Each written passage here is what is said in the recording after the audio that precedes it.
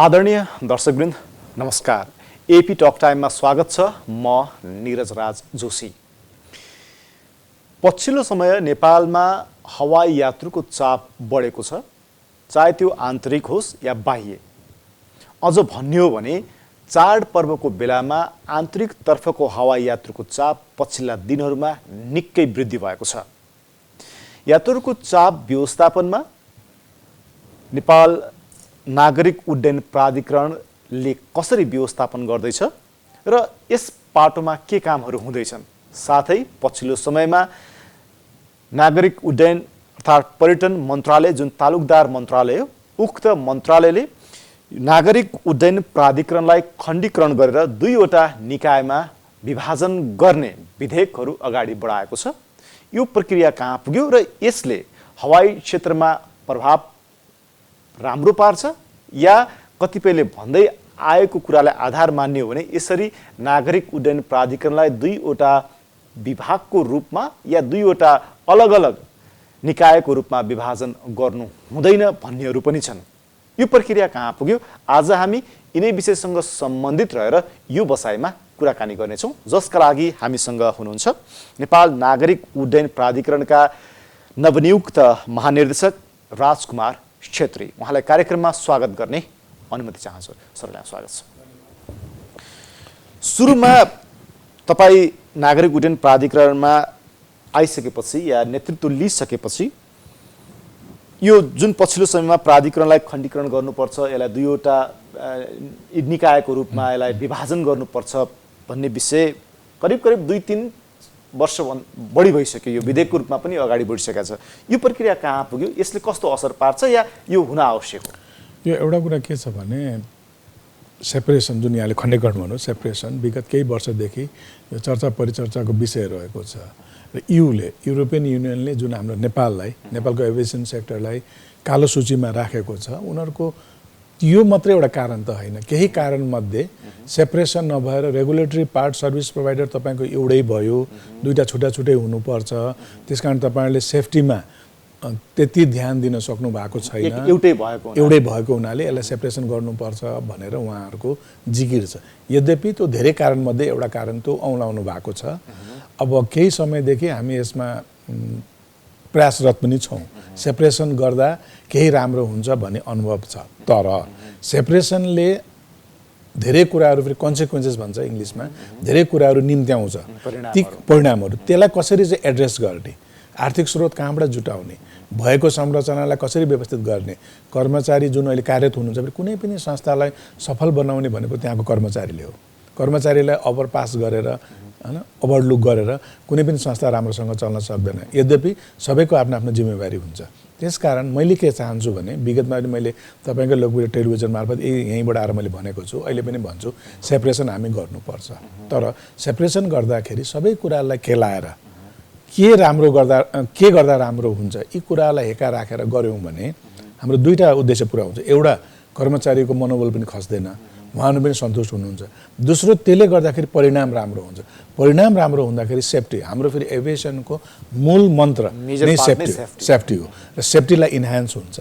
यद्यपि यसमा अरू निकायको पनि इन्टिटी माने जोडिएका छन्। जस्तो मैले भनौँ, हाम्रो सेफ्टीमा इकाओले, इन्टरनेसनल एभिएसन अर्गनाइजेसनले 8वटा क्रिटिकल इलिमेन्ट भनेर छुट्याएको छ हामीलाई, विश्वलाई नै हरेक देशको पार्टमा। अनि उहाँले त्यसको मोनिटर गर्नुहुन्छ, डकुमेन्टेसन हेर्नुहुन्छ, प्र्याक्टिकल आएर हेर्नुहुन्छ। जब मैले अर्को एउटा जोड्न चाहेँ, अप्रिल 2022 अप्रिलको 3rd विकदेखि हाम्रो कम्तीमा 10 दिनको हाम्रो युसुफ अडिट भन्छ, universal safety oversight audit programme आउँदै हुनुहुन्छ युबाट। उहाँले यी कुराहरू सबै हेर्नुहुन्छ। त्यसमा हाम्रो पार्ट 7वटा छ भने हाम्रो पर्यटन मन्त्रालयको एउटा पार्ट छ, एयरक्राफ्ट इन्भेस्टिगेसन, जुन विमान दुर्घटना भएपछिका जाँचबुझहरू कसरी गर्ने, कुन निकाय इन्भल्भ हुने, त्यसको रिजल्टलाई भोलि कार्यान्वयन भएको छ कि छैन, यी कुराहरू हेर्नुहुन्छ। सबैले हामीले गऱ्यौँ भनेर आज हामी नेपाल एउटा खुसीको विषय पनि छ कि वर्ल्ड एभरेज 60% एउटा मार्क दिएको छ भने हामी 67मा छौँ। धेरै उसमा 1-2वटामा हामी कम छौँ, यद्यपि हामी त्यसमा प्रयासरत छौँ। म एकदमै ठोकुवा त गर्दिनँ, तर म पूर्ण दृढ विश्वस्त छु अबको युसुफ अडिट जुन आउँदैछ युले नेक्स्ट अप्रिलमा हामीलाई कालो लिस्टबाट उहाँले हटाउनुहुन्छ। युको कालो लिस्टबाट हामी हट्छौँ। त्यो हट्नु अगाडि बाहिर के सुनिन्छ भन्दाखेरि युको या आइकाओको इन्ट्रेस्ट यो प्राधिकरणलाई विभाजन गर्नुपर्छ, एउटा नियमनकारी निकायको रूपमा एउटा संरचना खडा गर्नुपर्छ र अर्को सेवा प्रदायकको रूपमा हवाई सेवा प्राधिकरण भनेर अर्को एउटा संरचना खडा गर्नुपर्छ भन्ने उनीहरूको डिमान्ड छ। त्यो डिमान्ड त्यो 2022 को अप्रिलसम्ममा पुरा गरिसक्ने हुन्छ या नेपाल नागरिक उड्डयन प्राधिकरण तपाईँकै नेतृत्वमा भइरहेकै अवस्थामा यी कुराहरू पुरा हुन्छ? मैले यहाँलाई पुनः शर्त छ यो तपाईँहरूलाई पहिलादेखि शर्त छ, युले पर्यटन मन्त्रालयमा पटक पटक भएका छलफलहरूमा, तपाईँहरूले भएका छलफलमा, आइकाओसँग भएका छलफलहरूमा यी कुराहरू पटक पटक उठ्ने गरेका छन् र यो कुरालाई मुख्य एउटा माध्यम बनाइएको छ र त्यो माध्यम हवाई सुरक्षासँग जोडिएको जुन मेजर सेफ्टी पार्ट छ यो हवाई क्षेत्रको। होइन, मैले पुनः दोहोऱ्याएँ। अब मैले भने त्यो नै कारण चाहिँ होइन, त त्यो एउटा कारण पनि हो र हामीले जुन मैले अघि भने 8 वटा क्रिटिकल एलिमेन्टको जुन सेक्टर छ त्यसमा हामीले धेरै क्षेत्रमा हामी राम्रो गरिसकेका छौँ र कुन क्षेत्रमा हामी कमजोरी छौँ, जस्तो पर्यटन मन्त्रालयसँग पनि समन्वय गरेर मैले यो बिचमा हाम्रो गएका मभन्दा पहिलाका महानिर्देशकले एउटा र मैले वर्किङ कमिटी पनि हामीले बनाएको छौँ, स्ट्रिङ कमिटी पनि बनाएको छौँ। यसमा एकदम हामी हाई स्पिडमा काम गरिरहेछौँ र फेरि विगतको अनुभवले पनि हामीलाई धेरै कुरा सिकाएको छ, कहाँ हाम्रो ल्याप्सेस छ भन्ने कुरा पनि हामीले केलाएका छौँ। मलाई लाग्छ सेपरेसन भएर सबै कुरा मिल्यो भने राम्रो भयो, नभए तापनि उहाँहरूले खोजेको कुरा अगर हामीले पूर्ण गऱ्यौँ भने हामी चाहिँ मलाई लाग्छ हामी सेफ्टी ओभरसाइटबाट जुन हुन्छ त्यसबाट हामी ब्ल्याकलिस्टबाट हामी पार हुन्छौँ। तर तपाईँहरूमाथि लाग्ने गरेको आरोप के छ भन्दा प्राधिकरण र प्राधिकरणका कर्मचारीहरू यो जुन सेपरेसन छ यसको पक्षमा छैनन् भनिरहँदाखेरि अघि भन्न त तपाईँले भन्नुभयो कर्मचारीको व्यवस्थापनदेखि लिएर आदि इत्यादि कुराहरू, कर्मचारीहरू किन इन्ट्रेस्टेड छैनन् यो विषय? अनि एउटा कुरो मैले भने नि के भने कर्मचारीले जहिले पनि आफ्नो वृत्ति विकास, आफ्नो भविष्य सेफ चाहन्छन्। जस्तो विगतमा 2055 सालमा हामी त्यहाँ कार्यरत कर्मचारीहरू हामी हवाई विभागमा नेपाल सरकारको तत्कालीन श्रीमान सरकार अन्तर्गतका थियौँ भने हामी नेपाल सरकार भएपछि हामी नेपाल सरकारमा जान सक्थ्यौँ। हामी त्यता नगएर हामी प्राधिकरणमा आयौँ। अब प्राधिकरणबाट दुईवटा सेपरेसन हुँदाखेरि कतै कर्मचारीलाई त्यसो लागेको हुनसक्छ, कतै उहाँहरूको भविष्य अन्धकारमय पो छ कि, कतै वृद्धि विकासको बाटाहरू बन्द पो हुन्छन् कि, कतै अरू कुनै तेस्रो निकाय हाबी पो हुन्छ कि, अथवा यो प्राइभेटाइजेसनको एउटा मोडलमा चाहिँ अगाडि बढाए पो छ कि, यी कुराहरूको निदान नगरिकन अथवा उहाँहरूलाई नबुझाइकन उहाँहरूको कन्सेन्ट नलिकन हामी अगाडि बढ्यौँ भने सेपरेसन हामी गऱ्यौँ, ठिक छ, युले कालो लिस्टबाट पनि हामीलाई मुक्ति दियो अरे मानौँ, तर त्यसपछिका दिनहरू सुखद रहन्छन् त? त्यो त नरहन सक्छ, किनभने सेफ्टी कार्यान्वयन गर्ने कर्मचारी नै हुने। त्यसकारण मैले पुनः दोहोऱ्याएँ, हामी सबैजना मिलेर, मैले मान्य मन्त्री जो यसमा इन्भल्भ हुनुहुन्छ, अहिले हाम्रो प्रतिनिधि सभामा यो विधेयक छ, उहाँहरूसित जो एक दुई चरणमा हाम्रो कुराकानी पनि भएको छ। मैले पनि र मेरा टिमले के भनेका छौँ भने हजुरहरूले हामीसँग समन्वय गरेर हाम्रो के समस्या छ र के गर्दा राम्रो हुन्छ हामी सुझाव दिन्छौँ। अब यहाँनिर तपाईँहरूको बुझाइ एउटा छ, पोलिटिकल जुन निकाय हुन्छ या मन्त्रीहरू नियुक्त भएर आउँछन् या सरकार हुन्छ उसको बुझाइ फरक छ। उसको बुझाइ हेर्ने हो भने यो दुईवटा हुनुपर्छ भन्ने खालको देखिन्छ। पोलिटिकल इन्ट्रेस्ट हेर्ने हो भने तपाईँहरूको बुझाइ तपाईँले दिएका केही इक्जाम्पलहरूको आधारमा चाहिँ होइन, यी कुराहरूलाई हामीले पुरा गऱ्यौँ भनेपछि यसलाई विभाजन गरौँ या सेपरेसन गरौँ, अन्यथा नगरौँ भन्दाखेरि तपाईँहरूको बुझाइ, प्राधिकरणको बुझाइ र पर्यटन मन्त्रालयमा आउने नेतृत्वको बुझाइ र त्यहाँ बस्ने अरूको बुझाइ चाहिँ किन फरक? मैले एउटा कुरा म भने, अब यो किन भन्ने कुरा चाहिँ म भन्न चाहन्न अथवा म जान्दिनँ होला होइन, तर बुझाउनेले राम्रोसँग नबुझाएको हो कि जस्तो पनि मलाई लाग्छ पोलिटिकल लिडरसिपलाई। किनभने उहाँहरू त्यो फिल्डको विज्ञ त होइन, जस्तो कोही एउटा मन्त्रीज्यू आउनुहुन्छ, सचिवज्यू आउनुहुन्छ भने उहाँहरू एभिएसन फिल्डको त होइन, तर हामी त 30 वर्षदेखि 20 वर्षदेखि 35 वर्षदेखिका यसै फिल्डमा हामी कार्यरत छौँ नि त। हामीले यो कुरा उहाँलाई बुझाउनुपर्छ। उहाँहरू पनि त आखिर हामी मध्येकै त हो नि, मन्त्रीज्यूहरू पनि हामी मध्येकै हो नि, उहाँले पनि त संस्थाको भलो नै चाहनुहुन्छ। उहाँलाई राम्रोसँग यी कुराहरू बुझायौँ भने, म फेरि अर्को पनि कुरा भन्छु, सेपरेसन गर्नै हुँदैन पनि भन्ने पक्षमा हामी पनि छैनौँ, हामी कर्मचारी वर्ग पनि हुनुहुन्न। मैले खालि के भने केही कुरा उहाँहरूको इन्ट्रेस्टको कुराहरू अथवा उहाँहरूको जिज्ञासालाई हामी पुरा गरेर हामी अगाडि बढौँ न त। अझै 6 महिना टाइम छ, अब संसद चलेको खण्डमा उहाँहरूले फेरि हामीसित समन्वय पनि गरिराख्नु भएको छ। एक दुईचोटि मिटिङमा पनि गयौँ, डकुमेन्ट्सहरू माग्नुभयो, डकुमेन्ट्स पनि हामीले पठाएका छौँ।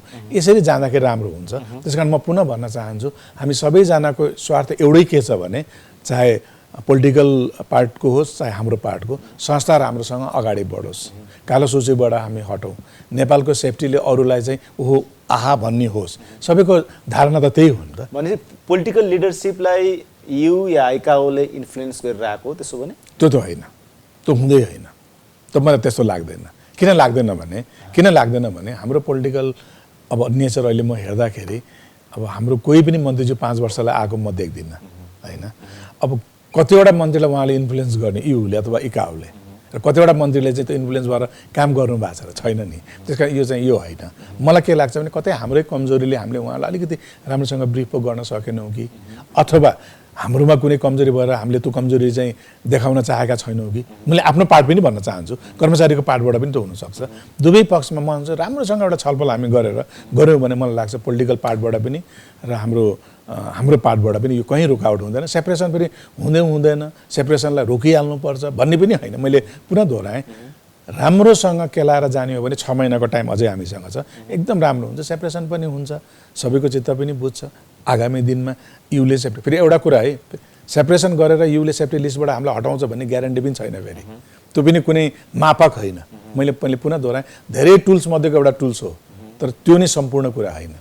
जस्तो यहाँलाई मैले भनौँ, हामीलाई 68 क्वेसन एन्सरहरू दिएको थियो भने 4वटा मात्रै सेपरेसनसँग जोडिएको थियो। 64 क्वेसनको एन्सर उहाँले अरू नै खोज्नु भएको थियो।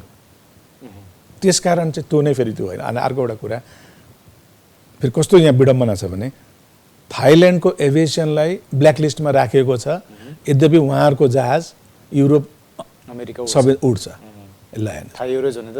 चर्चामै छ होइन, उहाँहरूको उड्छ, जबकि हाम्रो ब्ल्याकलिस्ट राखेपछि हाम्रो जहाज उड्न पाउँदैन। विडम्बना। उहाँको एयरबस हामीले किनेर मै जहाज लिन म पनि गएको थिएँ।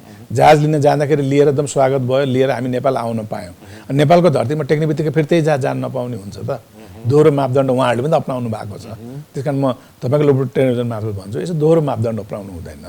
सबैले समान व्यवहार गरौँ, त्यो गऱ्यो भने त उहाँहरूलाई पनि त राम्रो हुन्छ, युलाई पनि राम्रो हुन्छ।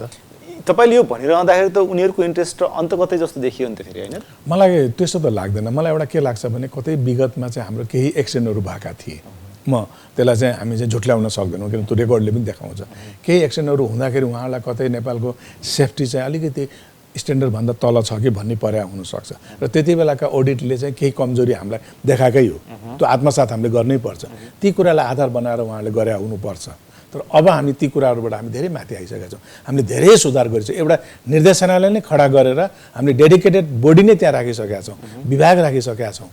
त्यसमा चाहिँ त्यहाँ कार्यरत कर्मचारी जो हुनुहुन्छ, हाम्रो इन्जिनियर साहबदेखि लिएर एयर ट्राफिक सर्भिसदेखि लिएर जो हुनुहुन्छ, उहाँहरूले रेगुलर विदेशमा ट्रेनिङहरूदेखि लिएर सबै कुरा उहाँले गरिराख्नु भएको छ भने चाहिँ विगतभन्दा हामी धेरै माथि आइसकेका छौँ। मलाई लाग्छ अबको अडिटले चाहिँ हामीलाई मलाई लाग्छ कालो लिस्टबाट अब चाहिँ हटाउनुपर्छ।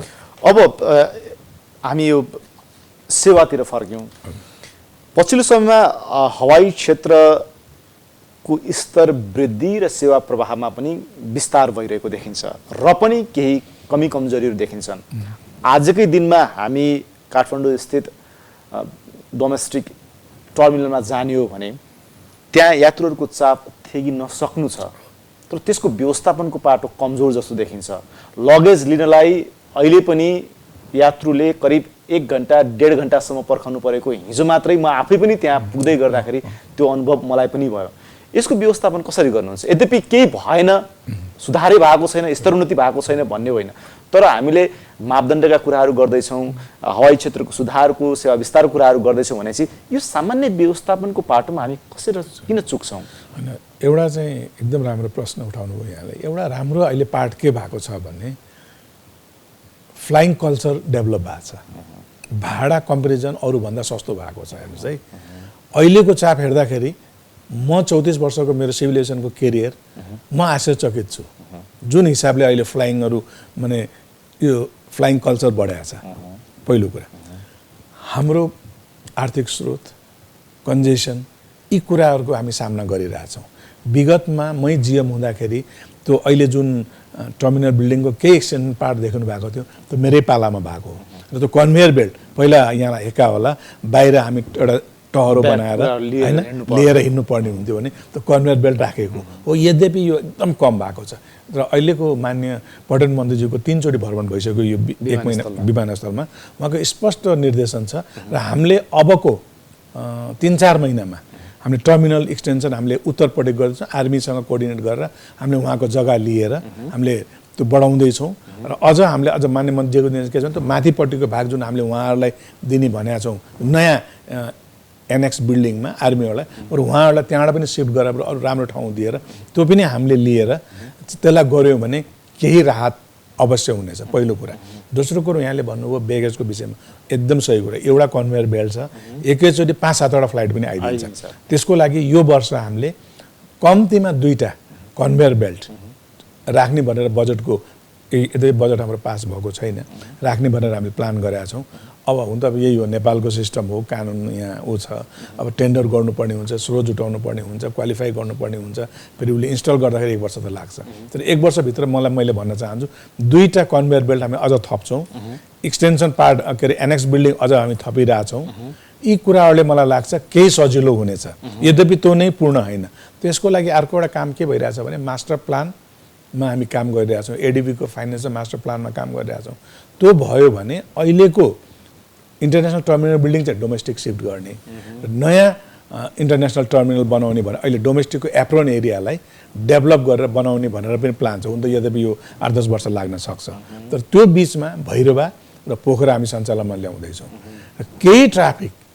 केही ट्राफिक डाइभर्ट हुन्छ अहिले हरेक कुराको लागि काठमाडौँ आउनुपर्ने भएको छ भने भोलि हजुरको जस्तो विराटनगरको मान्छेलाई भैरवा जानु पर्यो भने काठमाडौँ किन आउने सोझै जान्छ हुन्छ अहिले बुद्धले सुरुवात पनि गरिसक्नु भएको छ मलाई लाग्छ भैरवा व्यवस्थित भइसकेपछि र सबैतिरबाट जोडिसकेपछि अरू एयरलाइन्सले पनि गर्नुहुन्छ यो चाप क्रमशः घट्छ र अझ एउटा राम्रो पक्ष म पुनः दोहोऱ्याएँ अझ अहिले टुरिस्ट नआएर यत्रो चाप छ ल भोलि टुरिस्ट आउँदाखेरि चाहिँ के हुन्छ हो एकदम राम्रो प्रश्न त्यसलाई पनि हामीले हेक्का राखेर काम चाहिँ एकदम युद्धस्तरमा गर्नुपर्ने छ र हामी गरिरहेछौँ अब जस्तै तपाईँले पोखरा विमानस्थल र भैरवाको गौतम बुद्ध अन्तर्राष्ट्रिय विमानस्थलको कुरा आयो यो सञ्चालन हुने मिति सरै छ अनि तपाईँहरूले एउटा मिति तोक्नुहुन्छ फेरि त्यो मितिमा हुँदैन फेरि अर्को मिति तोक्नुहुन्छ यो सञ्चालन गर्नको लागि हामी किन चुकिरहेका छौँ यसरी हेर्दाखेरि त लगभग तयार भएको जस्तो पनि देखिन्छ भन्दाखेरि 80-90% काम सम्पन्न भइसक्यो भनेर हामीले समाचार बनाउन थालेको नि 1-1.5 वर्ष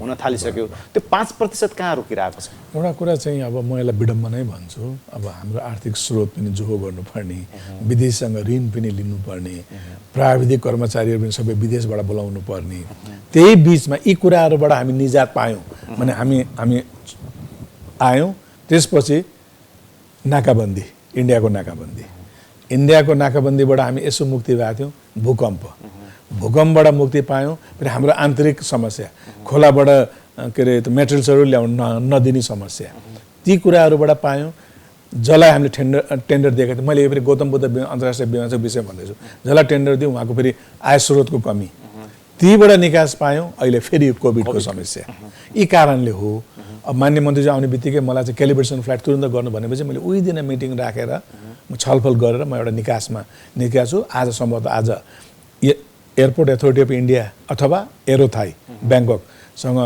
क्यालिब्रेसन फ्लाइटको एग्रिमेन्ट गर्ने भनेर आज निर्णय गर्छौँ 1 हप्तासम्म भित्र हामी एग्रिमेन्ट गर्छौँ त्यसको 1 महिनामा उहाँहरूले क्यालिब्रेसन फ्लाइट गर्नुहुन्छ र क्यालिब्रेसन फ्लाइट भएको 1 महिनादेखि 3 महिना बिचमा हामी टेस्ट फ्लाइट पनि गर्छौँ आन्तरिक हाम्रो इकाउसँग समन्वय गरेर हाम्रो जुन त्यो ओरिएन्टेसनहरू जुन छ त्यो हामी एआइपी भन्छ हाम्रो एरोनोटिकल इन्फर्मेसन पब्लिकेसन त्यसमा हामी पब्लिस पनि गर्छौँ अरू सबै कुरा मिलाएर हामी फ्लाइट गर्छौँ अब मलाई लाग्छ अब कुनै विडम्बना अब कुनै अर्को कन्सिक्वेन्सेसहरू आएन भने अब 3 देखि 4 महिनामा गौतम बुद्ध अन्तर्राष्ट्रिय विमानस्थल हामी सञ्चालनमा ल्याउँछौँ अन्तर्राष्ट्रिय विमानहरू आउने गरी सञ्चालनमा ल्याउनुहुन्छ या अहिलेको नयाँ जुन रनवे छ त्यसमा चाहिँ आन्तरिक विमान मैले पुनः दोहोऱ्याएँ हामीले क्यालिब्रेसन फ्लाइट गर्ने बित्तिकै टेस्ट फ्लाइटको सुरुवात गर्छौँ टेस्ट फ्लाइटको बिचमा हामीले चाहिँ नोटिस पब्लिस गर्छौँ जस्तो को इन्ट्रेस्टेड हुनुहुन्छ हाम्रो एयरपोर्ट तयार भयो इन्टरनेसनलको लागि एयरलाइन्सको लागि हामी चाहिँ उहाँलाई नोटिस गर्छौँ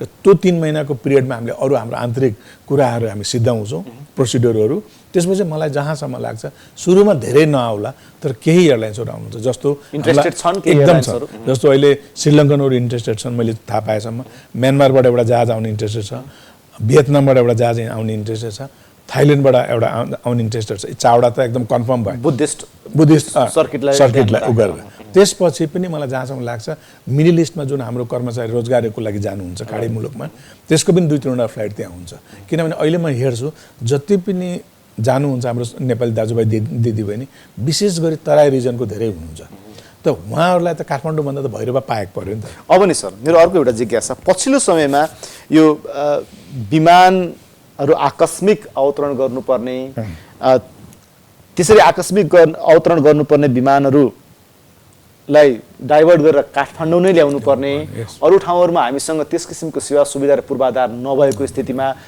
मानौ त्यो डाइभर्ट गरेको विमान कारणवश काठमाडौँ पुग्न सक्ने अवस्था रहेन भने बिचैमा दुर्घटना हुन सक्ने स्थिति देखिन्छ यद्यपि त्यो नहोस् हामीले यो पूर्वाधार निर्माण गर्नको लागि अरू क्षेत्रीय विमानस्थलहरूमा किन त्यहाँतिर चासो दिन सकेका छैनौँ या यो अन्तर्राष्ट्रिय मापदण्ड अन्तर्गत अन्तर्राष्ट्रिय विमानस्थलमा मात्र यस किसिमको सुविधा र पूर्वाधार तयार गर्नुपर्ने हुन्छ होइन त्यो चाहिँ एउटा पक्ष होला त दोस्रो पक्ष आर्थिक पक्ष हो सबभन्दा म फेरि एउटा के छ भने मैले आफ्नो कमी कमजोरी उजागर गर्दाखेरि म आफूलाई उ गर्दिनँ के छ भने आर्थिक स्रोतको हामी कहाँ कमी नै छ हेर्नुहोस् पहिलो कुरा तर यहाँले भने जस्तै अब पोखरा र भैरवा बनिसकेपछि काठमाडौँ मात्रै सीमित रहेन अब भोलि कदाचित सुदूरपश्चिमतिर गएको जहाज केही भएको खण्डमा ऊ भैरवा आउन सक्छ पश्चिम नेपालतिर गएको जहाज केही भएको खण्डमा ऊ पोखरा आउन सक्छ किन त अन्तर्राष्ट्रिय विमानस्थल हुन्छ नि त त्यहाँ स्रोत साधन हामीले जोगाड गर्नै पर्ने हुन्छ र त्यो हामी गरिरहेछौँ त्यो समस्या रहेन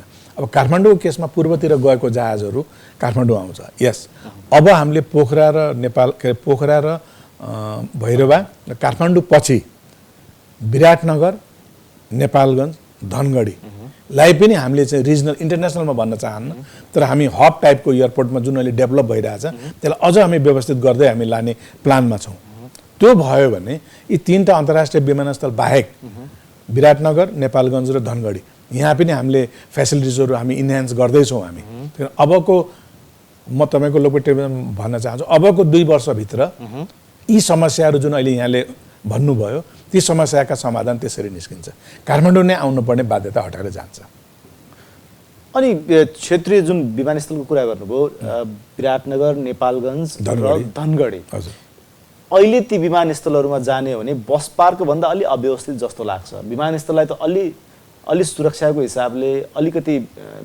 विमानस्थलकै हिसाबले विकास गर्नुपर्ने हो मात्र नेपालीको पक्षबाट मात्रै होइन भोलि विदेशी पर्यटकहरू पनि आउला नि जो त आए उनीहरूको अप्रोचलाई र उनीहरूको नेपालप्रतिको दृष्टिकोणलाई र सुरक्षा जुन सेफ्टीको कुरा हामीले गऱ्यौँ हवाई उड्डयन भनेको मेजर सेफ्टीकै पार्ट हुन्छ त्यसलाई ध्यान दिने हो भने तिनीहरूको अपग्रेड र सेवा विस्तार कसरी अगाडि बढाउनुहुन्छ अब एउटा कुरा के छ भने डोमेस्टिक एयरपोर्टमा विश्वको म धेरै मुलुक भन्छु म पनि धेरै मुलुक गएको छु धेरै मुलुकमा हामी जस्तै छ डोमेस्टिक है यद्यपि डेभलप कन्ट्रीको चाहिँ केही राम्रो छ जस्तो अमेरिकाको राम्रो छ तर म अब अफ्रिका गएँ होइन युरोपको पनि धेरै पिछडिएका देशहरू गएको छु अब हाम्रो साउथ इस्ट एसियामा पनि धेरै यता भियतनामको भित्र पनि गएको छु त्यहाँहरू चाहिँ हजुरको अलिकति हाम्रो जस्तै छ यद्यपि त्यो भनिरहँदाखेरि हामीले त्यही गर्नुपर्छ भन्ने चाहिँ कदापि होइन अब हामीले त्यही हजुरको प्रश्न 1 महिना अगाडि 5 किलो सुन नेपालगञ्ज पुग्यो कसरी पुग्यो भन्ने कुराहरू आएको थियो त्यही फेरि एउटा कुरा के छ भने सेक्युरिटी हाम्रो निकाय हामीसँग सम्बन्धित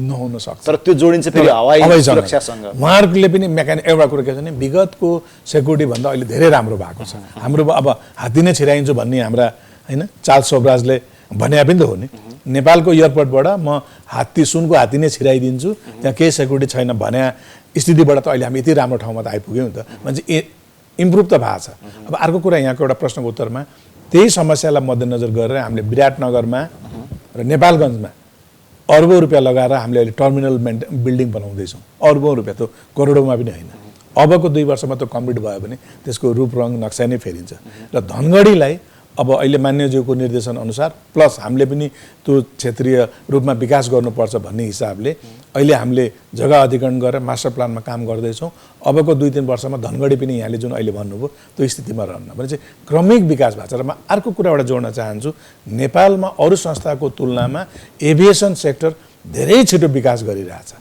एउटा म भन्न चाहन्छु टेलिकम यस हामीभन्दा अगाडि हुनुहुन्छ होला, राष्ट्र ब्याङ्कको आफ्नो पाटो छ, होइन अरू संस्थाभन्दा नेपाल सिभिल एभिएसन, फेरि म एयरलाइनसँग केही अहिले जोड्न चाहन्न, तर Nepal civil aviation authority of Nepal जुन छ अरू संस्थाको तुलनामा नेपालमा हामी धेरै अगाडि बढेका छौँ र यो हाम्रो बाध्यता पनि हो, किन हामी इन्टरनेसनल एफिलिएसन संस्था हो, डोमेस्टिक मात्रै होइन, त्यस कारण हामी त्यसमा काम गरेका छौँ।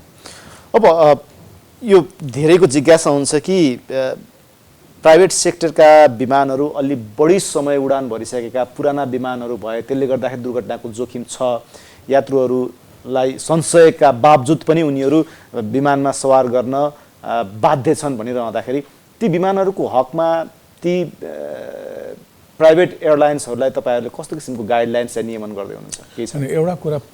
एउटा कुरा मैले बुझेसम्म मेरो 34 वर्षको एक्सपिरियन्समा जहाज पुरानो हुँदैन। किन हुँदैन भने उसको हरेक कुराको एउटा टाइम हुन्छ, त्यसमा उसले चेन्ज गरेकै हुनुपर्छ। एउटा आर्मेचर बाहेक, बाहिरको त्यो पाता बाहेक, स्ट्रक्चर बाहेक त्यो गरेकै हुनुपर्छ। त्यसको लागि उहाँहरूको आफ्नो टिम हुन्छ, सिभिल एभिएसनको टिम हुन्छ र अन्तर्राष्ट्रिय टिमले पनि मोनिटर गरिरहेको हुन्छ। त्यसकारण चाहिँ त्यो चाहिँ हुँदैन, पहिलो कुरा। दोस्रो कुरा, 15 वर्षभन्दा पुरानो विदेशमा चलेको जहाज छ भने हामी कहाँ इन्ट्री नै गर्न पाउँदैन। त्यो भनेको उनीहरूले के गरे भन्ने कुरा त हामीलाई थाहा हुँदैन। नेपाल आइसकेपछि त त्यो चाहिँ कम्तीमा 15 वर्षभन्दा कमको हुनु पर्यो भन्ने मान्यता, र त्यो आइसकेपछि ल फेरि यहाँले भन्नु होला 14 वर्षको जहाजले 15 वर्ष उड्यो, 16-17 वर्षमा उडायो भने 29-30 वर्ष त भयो भने, तर उसको हरेकको आवर, मैले पुनः दोहोऱ्याएँ, हरेकको आवर हुन्छ। हजुरको ब्रेकदेखि लिएर इन्जिनदेखि लिएर त्यो फ्ल्यापदेखि लिएर जति हामीले देख्छौँ जसले रोल प्ले गरेर हुन्छ सबको आवर हुन्छ, त्यो चेन्ज गर्नै पर्छ, नभए त गर्दैन। दोस्रो कुरा, त्यो जहाज उडाउने त पाइलट पनि त मान्छे हो नि त, स्टेवार्ड पनि त मान्छे हो नि, इन्जिनियर पनि उडिरहेको हुन्छ, ऊ पनि त मान्छे हो नि त, उनीहरूलाई आफ्नो ज्यानको पनि त माया छ नि त। त्यसकारण त्यसमा हामी शङ्का नगरौँ, किन म रेगुलर फ्लायर हो, हजुर पनि रेगुलर फ्लायर होला।